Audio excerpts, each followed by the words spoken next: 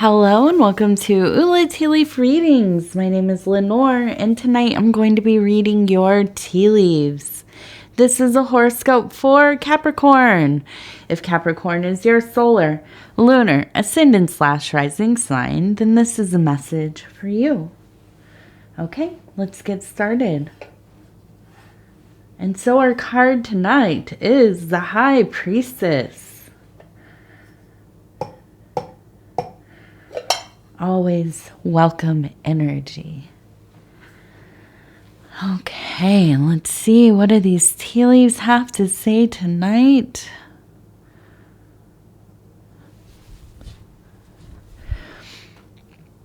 And so if you have not subscribed, please think about doing that. You can hit the little bell. It'll let you know when the next videos are coming out. Oh, and we have a big old cat right there.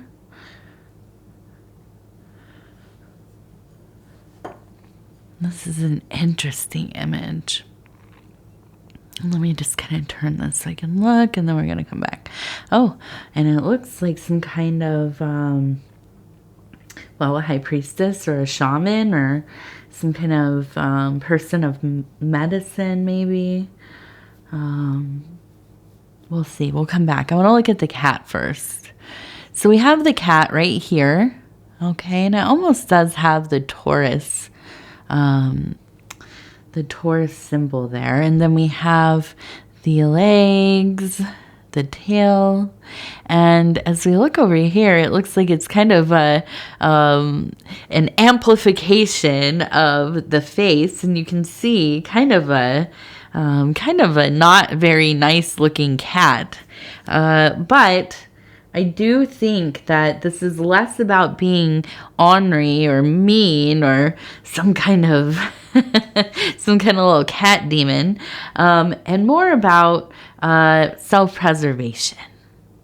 Somebody who maybe seems a little unapproachable, kind of walks around with that, what did they call that? The RBF, if you know what that means, the resting, cat face. And so I think that really sometimes people maybe experience you as being, the first thing I thought was like self-righteous, but it may be a little bit of that. But I think it's like more just like you live on a different plane. You're kind of maybe a little bit elite. They look at you, they think this is a kind of a person that is elite, or they perceive themselves to be kind of, what's elevated, right? From everybody else. And I don't think that you perceive yourself this way. I think that you kind of just do your thing. You're just an individual. You are a person who likes, loves, is a must, to exercise your autonomy. You're not, I don't think you think a lot about getting permission to do things from people. You just kind of do what you do. And that's not to say that you are somebody who, boundary stomps or is insufferable because you just kind of, go wherever and say whatever and whatever like that. But I do think that you're somebody who, you know what you like. You know what you like to spend your time doing. If you're interested in something, you're going to pick up your stuff, pack your backpack, and get on the road. You're going to go check it out. You're not going to stop and ask if it's okay with anybody. And, I think that is something that has helped you really kind of cultivate yourself, interior, exterior. I think you're probably very worldly in a lot of ways. You know about a lot of things. You know how to do a lot of things. Highly intellectual. Does it always work in relationships? I don't know. you know. Um, I'm a Capricorn moon. I'm also a solar Virgo. So, I'm not Capricorn moon. I'm sorry. I'm ascendant Capricorn. I always mix it up. Aquarius moon. But I have this thing about me where, I expect to be able to do whatever I want, and that usually is just, doing my chores without being bothered too many times. I like to listen to music, and I like to be able to, read and go for walks. And if I say I'll be outside for like 5 minutes, I'm taking out the trash, you better know that I'm not going to be back for like at least 30 minutes because I've been looking at the plants, I've been talking to the birds, this kind of thing. So I expect that. But the other part of me is that I expect everybody to tell me what they're doing. So I know, because if it screws up my routine, then I'm going to be not mad, but frustrated, flustered. And so it really is something I've had to work on a lot, especially being in a relationship, having a family, being married, having, a shared work environment with my spouse, all of these things. There's a lot of communication that goes into it, and a lot of give and take, right? Not just expecting to be able to always do what I want to do. Now, if you're somebody who that is a priority, then you know what it's going to be like. Maybe you find a partner that is the same way. Maybe you don't, have lives that are so crossed over with one another. Maybe your work takes you to different places and you convene back at home. Maybe you travel a lot and they travel a lot, whatever it is. But I think that this is one of your biggest strengths. It has sometimes proven to be something that could be kind of difficult, a lot of like navigating, but I don't think that it's something that, I just feel like it's just how you are. It's like a cat, a cat just kind of does their own thing. You can call them, you can try to, shake the treat bag at them and try to get them in the house if they are, indoor, outdoor. But if they don't want to come, they're not going to come. But when they're ready, they'll tell you, if they're hungry, they're going to tell you. If they want you to give them love, they're going to tell you. But it's on their time. Okay. And so, I think that this is definitely a vibe, and not a bad one. I kind of really envy somebody who's able to live that way and not compromise too much, make it work for them. Okay. Now, we have this beautiful, I imagine, I'm like thinking of like a Lenor Carrington or a Remedios Varos. I think I have to get the name up right. But the surrealists, right? These beautiful surrealist painters, both women, by the way. There was a time, there's a lot of, don't get me started on female artists. I could go on for days and days and days and days, just art in general. But the surrealist movement of, say, the like 20s until like the late 50s, my goodness, go and look.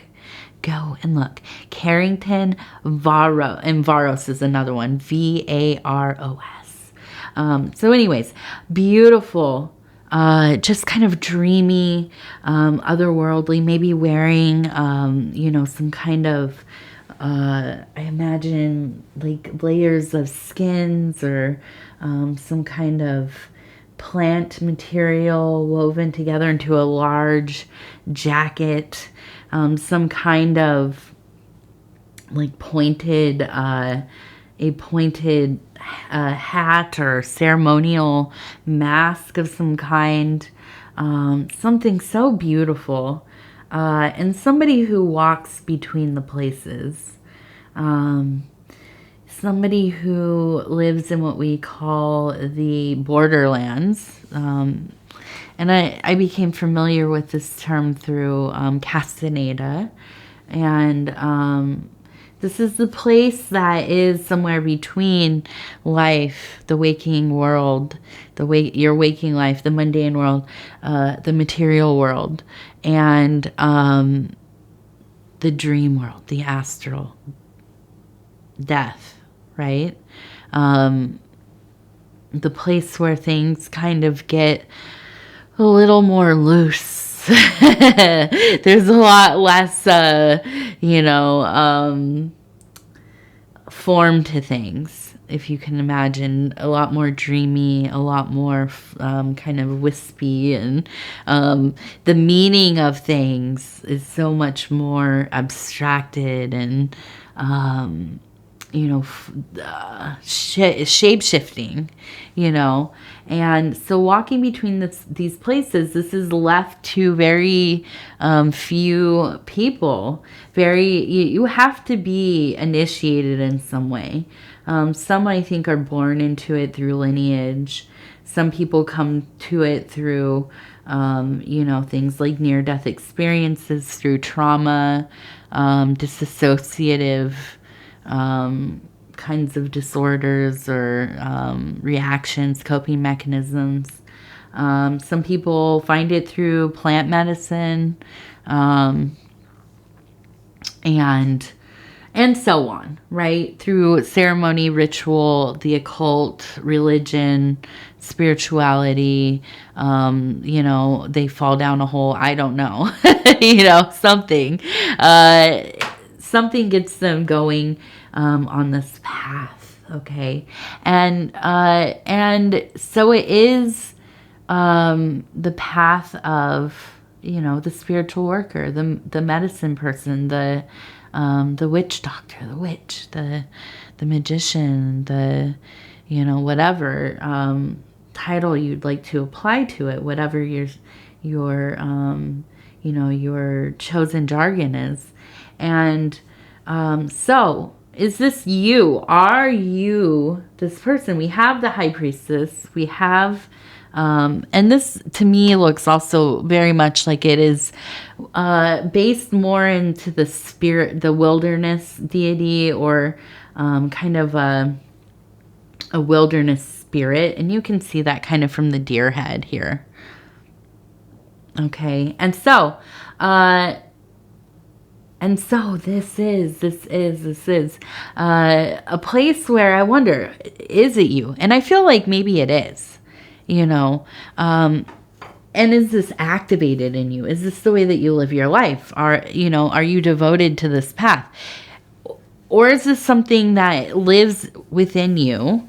Something that, maybe you have weird dreams, and you have a very, colorful interior life, and you write neat things, you're good at making art, and you just have you just feel a little bit different. You kind of feel half human, half something else, and you kind of you wake up in the morning and you put on your human suit and you go out in front, in amidst the peoples, and do your human things, and then you come home and you relax, and there's a deer in there.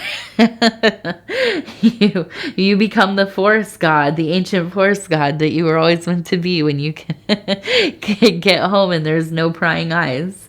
I don't know, but I do think that there is this calling for, something calling for you. And I do think that there's not a lot of ways to avoid this. One way or another, your path is going to continually beckon to you, welcome you in. And so I think that it's important for you to probably find some kind of outlet to look into this. Look into your family. Talk to your elders. Get some information. There's always, in every family, I don't care whose family, what culture, where you all come from, if you've been, dispersed into the different corners of the world or whatever, there are always going to be stories within our families of people who, had eyes to see. They had that other thing. They, they could walk between worlds. They could talk to the gods. They could, manifest things. They were, intuitives. They were fortune tellers. Even on this channel, I see a lot of people who, their, mothers, grandparents, elders read tea leaves, and this is something that spans cultures as well. And it's not just tea leaves, it's a lot of different things, grains and different kinds of drinks and foods and you could scry really anything, but this is something that is pervasive. We just don't talk about it a lot. We don't talk to our families a lot about it, unless you have like a very overtly spiritual family. But, I think it's important. Go looking for this. Where's this connection? Because it's there and it's prominent, and I think that this is something that can be so devastating when you don't know you don't know what it is. I've definitely met people in my life that feel tormented by things. Maybe even, worry that it is some kind of mental health thing or that they'll never fit in. They're weird. They're on the spectrum. They're, whatever it is. And let me just say, shout out to neurodivergent people. I myself admit I am one.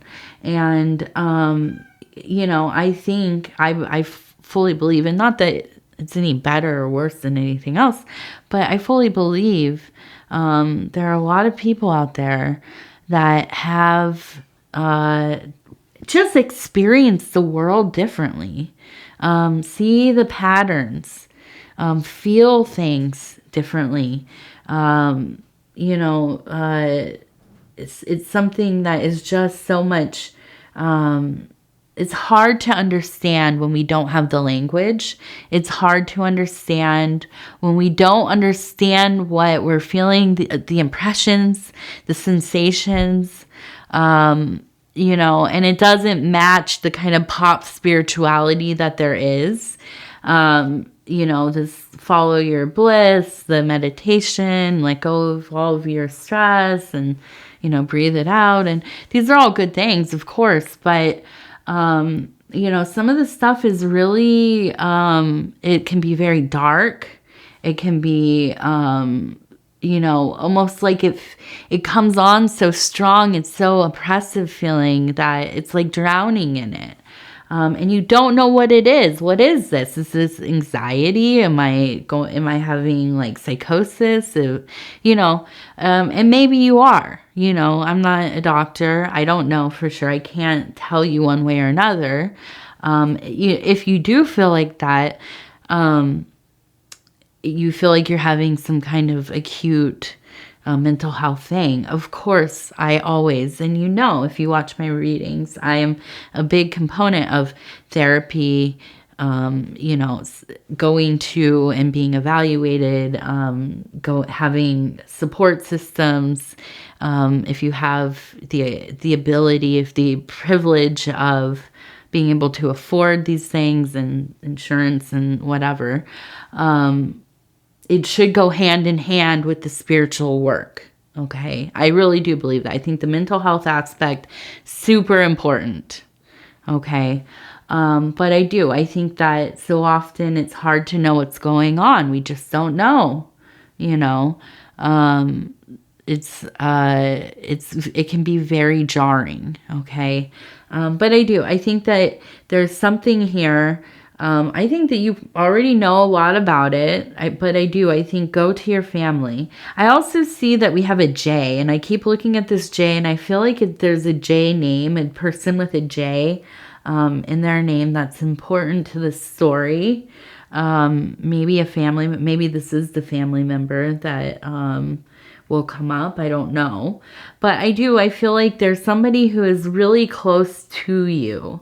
If you know them or not, you know, if this is an ancestor or something, maybe it could be an intelligence that is tied to your family. And it does happen. Sometimes along the path we meet in some kind of intelligence, a spirit, and it will come with us through the generations, definitely. So, and I'm looking at here, we have a lot of little scenarios going on. A lot of little scenarios. And it looks like in this one, I almost see like somebody cutting down a tree, like with a hand saw. We also have the goddess. Ooh. We have a primordial goddess here, a lunar goddess even. And this is it almost looks like a cocoon, right? And then the hands raised, okay? And this is usually considered a fertility goddess, especially because it resembles the yoni, or, you know, the female biology. And so we have the moons. And so there is a sense of that the fertileness of that intuitive nature, okay, that creative nature. And the tree, because up here I've been looking, there is a tree right in here, you can see, and you know, I almost feel like when I'm looking at this, there's almost like this sense of, on one hand, you're really drawn to this. You're really drawn to this aspect of self. On the other side of it, it's like you want to cut down that family tree.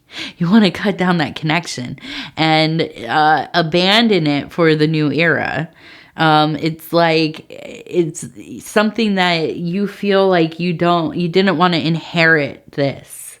It almost seems burdensome. But I think that, you know, I think especially with, and we can see, it's always so interesting. We have these symbols reflected. You can see the form, the arms raised, okay? And now we look at this one, and it's the same. It's this form with the arms raised, and it's so much. It's the opening of the gate. Okay, it is passing through that birth canal, the portal, okay, the awakening. And so I feel like even, you know, it's like, I can feel, it's like, I just want to live a regular life. I just want to do my thing. I just want to go to work. I want to, you know, make some money, have a house, you know, have a family, keep my head down, do my thing. I'm good at what I do. That's enough, right? But then you have the dreams, you have the, you know, messaging coming through, and it just keeps coming and coming. And there's the synchronicities and just the energies you get off of people. And, you know, it's like, I would cut myself off from all of this if I could, but you can't really. And I feel like this is a time of you coming into your initiation, your awakening. And it's beautiful, it's difficult, but, it is a place where you begin to understand how this works for you. And if you choose, you know, how much will you dwell in this? You know, it's not, there's no forcing any person with a birthright or not, into doing anything. There's always free will. There's always free will and true will. And, you know, it really, in the initiation process, it really is so much about investigating what is the true motivator. What really do you want? What really do you desire? You know, what is this life for you? You know, and there's no wrong or right answer. And so, you know, I think that's kind of where we're at, really, Capricorn. It's figuring this stuff out, looking at it. And of course, it can change too. You know, as you go through different cycles of life, it changes. It changes. Okay, so we have the dog kind of howling up at the moon. We have a bird, 2 birds. And so we're looking at the night side as well. And this is where things feel distorted. This is not unlike, it's not unlike the Borderlands, but it is different. The night side is if you could imagine being in a garden at night. Now during the day, the garden is bright and there's, you know, bees and bugs and dragonflies and birds singing, and the sun is coming down and everything seems to be in its right place.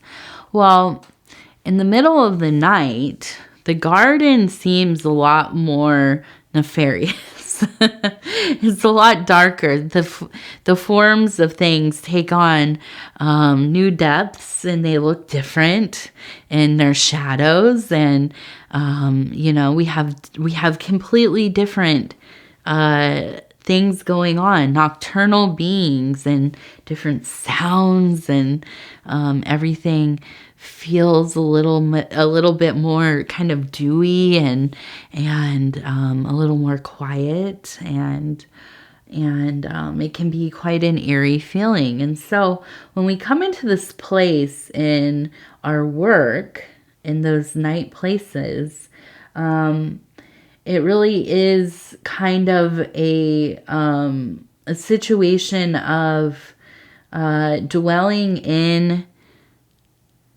the illusion, right? It's very in your face, the illusion, because it is kind of your mind trying to form imagery, trying to form understandings with way less data than if the sun were shining, right? You can see more clearly what things are. There's a lot more information to take in to formulate understandings. Well, in the dark, there's a lot of, you know, gaps to be filled.